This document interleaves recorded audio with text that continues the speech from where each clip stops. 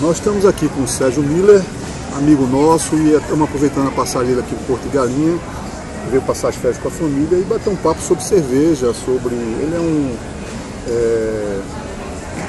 fanático por cerveja, né, Sérgio? Me conta um pouco aí dessa história, como é que foi isso, como é que foi todo esse começo, até seu nome é Sérgio Miller, que você estava me explicando aqui agora há pouco a origem do nome, né? Fala aí um pouco. Pois é, Miller na verdade é um nome de origem germânica, é um nome alemão que significa o dono do moinho ou moleiro, aquele que moe o grão para a produção da cerveja. Então, no meu nome já trago um pouco dessa bagagem. Eu realmente sou um apaixonado pelo assunto, pela cerveja, já há muitos anos. Tive a oportunidade de, em 2010, fazer um curso de beer sommelier, e aí conhecendo mais sobre a cerveja especial e as harmonizações da cerveja, fui aprofundando meus estudos. Na verdade, não sou um profissional da área de cerveja, eu sou um entusiasta da cerveja. Para mim é um hobby. Eu, além de beer sommelier, sou um cervejeiro caseiro, tenho uma experiência relativamente recente.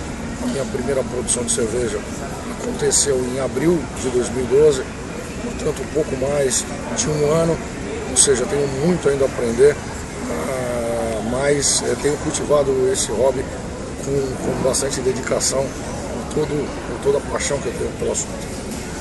A cerveja hoje, é uma paixão nacional, estupidamente gelada como futebol, você concorda com isso? Sim, ela de fato, a cerveja é uma paixão nacional, eu não tenho dúvida nenhuma. Há muitos anos o brasileiro é um grande consumidor de cerveja. O Brasil ele está somente atrás de 3 países em termos de volume de produção de cerveja. Primeiro é a China, depois vem Estados Unidos e a Alemanha. A China em primeiro lugar? A China em primeiro lugar, em termos de volume. Quando nós falamos de consumo per capita, o Brasil já não está entre os primeiros. Ele ocupa alguma coisa em torno da 12ª ou 17ª posição, eu não me recordo exatamente. Mas isso também tem muita relação com a capacidade, o poder aquisitivo do brasileiro de poder consumir a cerveja. Mas definitivamente ele é um apaixonado por cerveja. Com relação à estupidamente gelada, isso já é uma outra história, né? De fato, existe no Brasil o conceito da cerveja estupidamente gelada. Isso está enraizado dentro do nosso país. Muitos dizem que essa cultura veio da própria indústria cervejeira. Por que isso? Porque quando você ingere uma cerveja com temperatura inferior a 0 grau, você inibe toda a parte da sua papila gustativa. Você inibe a percepção do sabor da cerveja, né? Então a figura da estupidamente gelada, felizmente, é alguma coisa que vem mudando. As pessoas estão aprendendo a apreciar a cerveja na sua temperatura correta. E cada estilo tem uma temperatura adequada. É isso que eu ia perguntar. Qual a temperatura correta para se consumir a cerveja? O brasileiro está muito acostumado com a cerveja Pilsen, né? É a mais comum. E a loira gelada é a Pilsen?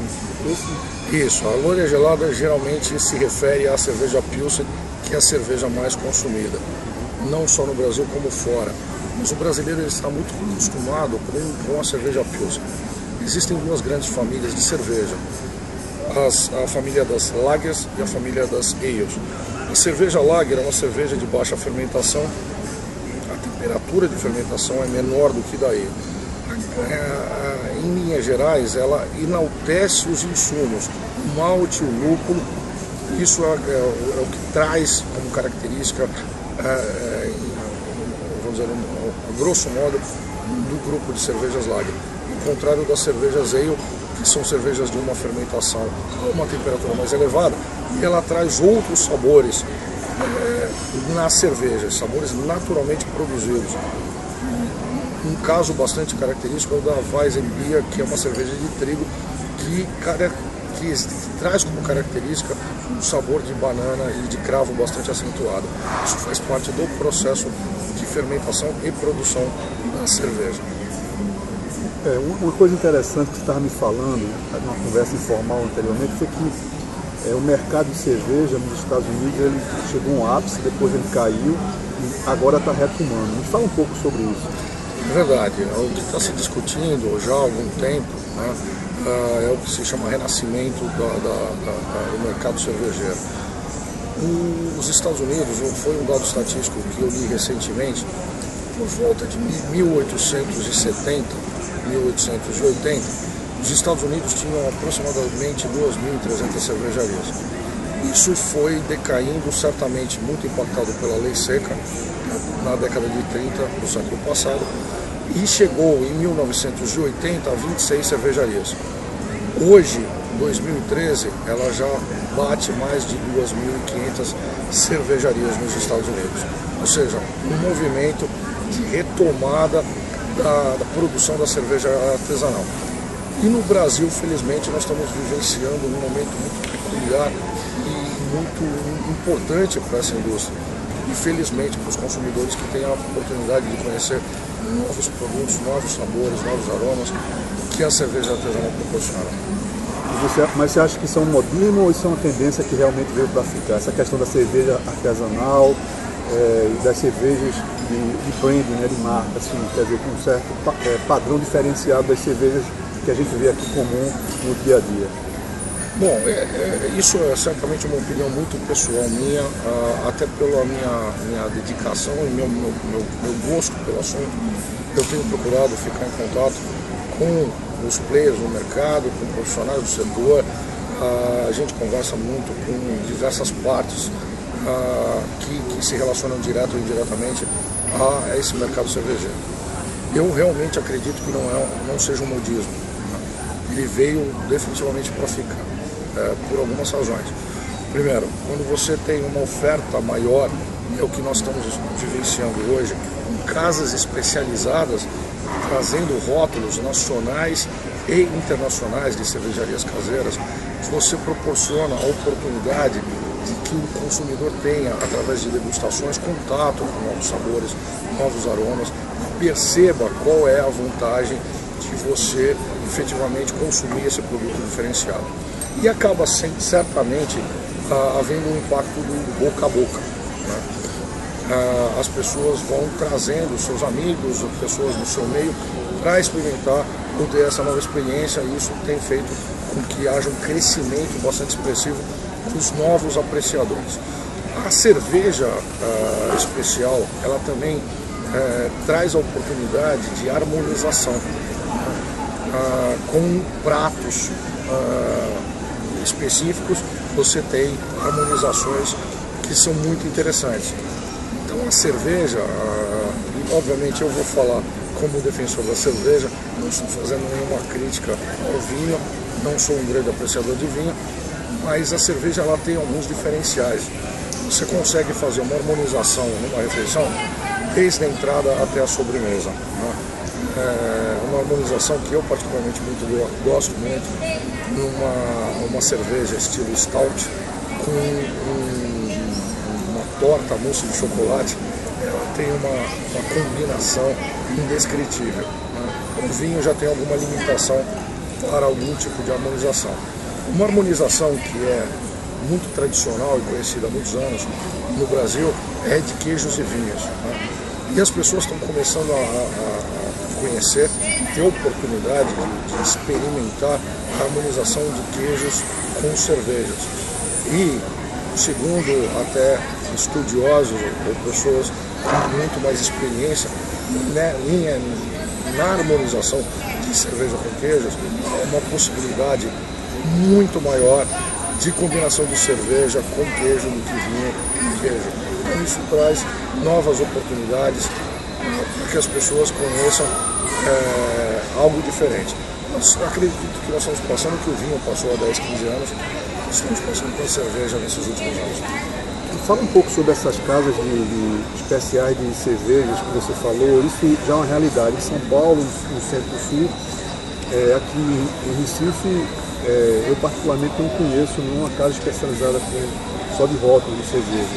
Me fala um pouco dessa tendência, o que você tem visto, como é que tem sido isso, e quais são assim se você tem conhecimento, se eles trabalham só com branding nacionais, internacionais, com rótulos caseiros também, como é que está isso nessa? São Paulo realmente foi pioneiro na introdução da cerveja especial. Eu já há muitos anos frequentava uma casa em São Paulo, se chama Frangó, muitos conhecem. O Frangó foi pioneiro há 25 anos atrás, introduzindo a cerveja especial no mercado. Hoje nós temos outras opções, Empório Alto dos Pinheiros, uma casa que é uma pessoa muito frequente, tem mais de 600 rótulos hoje, entre nacionais e importados. Nós temos outras casas em São Paulo, Empório Sagarana, temos um Empório da Cerveja, enfim, existe uma lista cada vez maior de casas oferecendo, se dedicando ao assunto cerveja. As cervejas caseiras ainda não, isso não acontece, até porque existe uma legislação específica tratando da comercialização. No Brasil não é permitido comercialização de cervejas caseiras, então isso não acontece, o consumidor ainda não tem essa oportunidade, isso está restrito aos homebrewers ou cervejeiros caseiros que produzem a sua cerveja e compartilham com seus amigos num evento social, isso sem a comercialização do seu produto. Legal você ter falado desse negócio de homebrewer. Isso, assim, você está me falando que você faz sua própria cerveja, é uma tendência realmente. Você contou a história também de um pessoal que recentemente casou e fez a própria cerveja do casamento dele. Me conta um pouco disso, me conta um pouco como é que é feito essa cerveja caseira, se é complicado, se as pessoas em casa podem fazer, porque a ideia depois é a gente estava conversando, até você parece que quer fazer um curso para oferecer isso para o pessoal na internet, né? Um curso de como produzir a cerveja caseira, não é isso? De novo, realmente é uma paixão, é um hobby. Eu trabalho, eu tenho minha profissão, eu sou diretor de uma empresa de consultoria americana que não tem nenhuma relação com a cerveja. A cerveja é efetivamente um hobby. E eu tive a oportunidade de aprender a fazer cerveja, estudo muito o assunto, tenho compartilhado com outros cervejeiros, tenho aprendido muito com os cervejeiros mais experientes, especialmente os cervejeiros associados à Acerva. A Acerva é uma associação que reúne os cervejeiros caseiros. A maior parte dos estados tem a sua Acerva estadual. Eu faço parte, sou associado à Acerva Paulista, e existe um grupo, um mailing, onde se troca informações técnicas a respeito de produção de cerveja. Então, como eu disse, eu estou somente há um ano e pouco, e tem cervejeiro já com 20, 30 anos de bagagem nas costas. Tá? Isso, obviamente, traz o tempo e a prática, trazem a condição de você fazer uma cerveja cada vez melhor. É possível fazer em casa? Sim, é possível, inclusive com espaços reduzidos. Eu, até o ano passado, morava num apartamento de 55 metros quadrados e fazia a minha cerveja na minha cozinha, que fosse com 3 panelas, com válvula extratora, uma das panelas com fundo falso, para poder fazer a recirculação do mosto. O equipamento básico, ele não é de fácil acesso, fácil de manusear. Você pode começar com basicamente 2 ou 3 panelas com válvula extratora. Você vai usar um termômetro, você vai usar um densímetro para poder calcular a quantidade de álcool, você vai usar uma escumadeira para poder fazer a recirculação do mosto.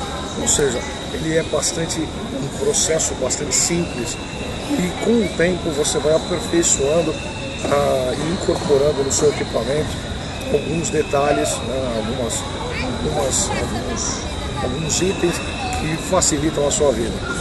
Mas isso, o gostoso disso à medida que você vai praticando, vai trocando ideias, conversando com as pessoas mais experientes, você tem a oportunidade de saber o que você pode melhorar. Mas a sensação de, no final, num período de 30 dias, basicamente, que é o que eu demoro para ter a minha cerveja pronta, eu demoro alguma coisa em torno de 8 horas para produzir a cerveja um dia. coloco essa cerveja num balde fermentador, ele fica num ambiente refrigerado, com temperatura controlada. Eu acabei comprando uma pequena geladeira com controlador de temperatura. Ele fica uma semana onde o fermento consome aquele açúcar e produz o álcool e o gás carbônico é liberado. Depois de uma semana eu transfiro aquela cerveja num balde maturador baixo por uma temperatura de 1 grau para que todas as proteínas decantem e eu tenho uma cerveja mais limpa ao final disso por 2 semanas. E no final desse período eu vou fazer um vazamento também manual, onde eu coloco uma solução com açúcar para que seja feita a refermentação na garrafa, já que o gás carbônico na produção do álcool foi liberado para que não houvesse inclusive uma explosão que pode acontecer. Então existe uma refermentação na garrafa, onde fica mais uma semana a uma temperatura controlada de 20 graus. No final desse período você tem a oportunidade de colocar, deixar 1 ou 2 dias descansando na geladeira. Não se deve usar o congelador para a queda brusca da temperatura. A cerveja ela deve ser gelada gradualmente. Você deixa tranquilamente na sua geladeira a uma baixa temperatura por 1 ou 2 dias e você tem o prazer de abrir a sua cerveja e degustar a sua cerveja, e é indescritível a sensação quando a sua cerveja fica melhor do que uma cerveja que você está acostumado a tomar muitos anos, uma cerveja industrializada. Isso realmente é um grande motivador para você continuar produzindo e cada vez produzir cervejas melhores. Legal. Quem escuta assim, parece muito complicado o processo todo de fabricação caseira de cerveja. Mas você está falando que é relativamente simples, né? Você tem alguns passos a serem seguidos e isso é perfeitamente fácil assim, para as pessoas como que hoje são fanáticos por vinho ou gourmets que fazem seu jantar em casa. Qualquer pessoa, qualquer leigo é possível fazer a sua cerveja caseira, né? Sim, sim. Eu vou tentar, de uma forma bastante resumida, falar sobre o processo de produção. Tudo começa com o malte. Nós compramos o malte, ele já vem pronto das maltarias, o cereal é maltado, existe todo um processo por trás disso, e nós fazemos a moagem desse grão, para expor o amido que está dentro do grão, que é o malte. O malte mais utilizado é o malte de cevada. Aquele amido que está lá dentro, ele, na verdade, ele precisa ser quebrado em açúcares menores. Por essa razão, feito a moagem, você não pode quebrar toda a casca, que ela vai servir de filtro na recirculação do mosto. Você expõe aquele amido e faz o cozimento desse amido numa relação de água por quilo de malte, que é geralmente de 3 para 1, a uma determinada temperatura. Existem diversas formas, métodos para se produzir e para fazer o cozimento desse malte. As temperaturas elas também podem variar se você quiser uma cerveja mais seca ou uma cerveja com mais corpo. O que se usa muito, é um método para quem está se iniciando, é o que se chama de single infusion, que é você fazer o cozimento daquele malte a 66 graus. Por que 66 graus? Porque ele vai ativar 2 enzimas que são importantes para a quebra daquele amido, daqueles açúcares maiores em açúcares menores que serão digeridos pela levedura. Esse cozimento ele demora de 60 a 90 minutos. Feito o cozimento, você faz através de um teste de iodo a verificação da conversão de todo o açúcar. Constatado isso, pronto, agora nós vamos fazer a recirculação daquele malte numa panela com fundo fácil. Para quê? Para deixar a cerveja o mais clara possível. A cerveja caseira ela não é filtrada, como é uma cerveja industrializada. Depois de feita a recirculação, você transfere aquele líquido, que é um mosto, para uma outra panela onde vai ser feita a fervura. Além disso, quando você fez a transferência do mosto para a tina de fervura, você já deve ter também aquecido a água a uma determinada temperatura, que é a temperatura do mosto que foi recirculado, para você tirar o resíduo de açúcar, que ainda fica resíduo naquele grão. Você extrai mais líquido e você vai colocar uma determinada quantidade, um volume para ser fervido. Durante o processo de fervura, que geralmente é de 60 minutos, ele pode ser feito até 90 minutos, depende do estilo, depende do seu propósito. Você vai fazer a adição dos lúpulos. O lúpulo, ele tem 3 funções. Ele dá o amargor, ele dá sabor e ele dá aroma. Se você colocar um lúpulo, dependendo se ele é um lúpulo mais para sabor ou mais para aroma, você vai calibrar esse lúpulo ao longo de toda a fervura. Quanto mais no início da fervura, mais ele vai contribuir com o sabor, com o amargor. Depois com o sabor, e os lúpulos no final da fervura, eles têm uma contribuição somente para o aroma. Depois de feito isso, é necessário uma redução na temperatura. Ele vai estar em torno de 80 graus, nós precisamos baixar para não mais do que 30 graus, senão você mata a levedura. Feito o resfriamento através de um chiller, com a passagem de água fria por dentro do chiller, é um espiral feito de inox ou de alumínio, onde transita, passa a água fria, que em contato com o mosto quente faz a redução da temperatura. Feita a redução da temperatura, você transfere para o balde fermentador, inocula o fermento. E aí entra naquele processo de fermentação que eu comentei, uma semana no ar. O que você costuma dizer o cervejeiro ele faz o mosto, quem faz a cerveja é a levedura. Ela tem que depois trabalhar por uma semana.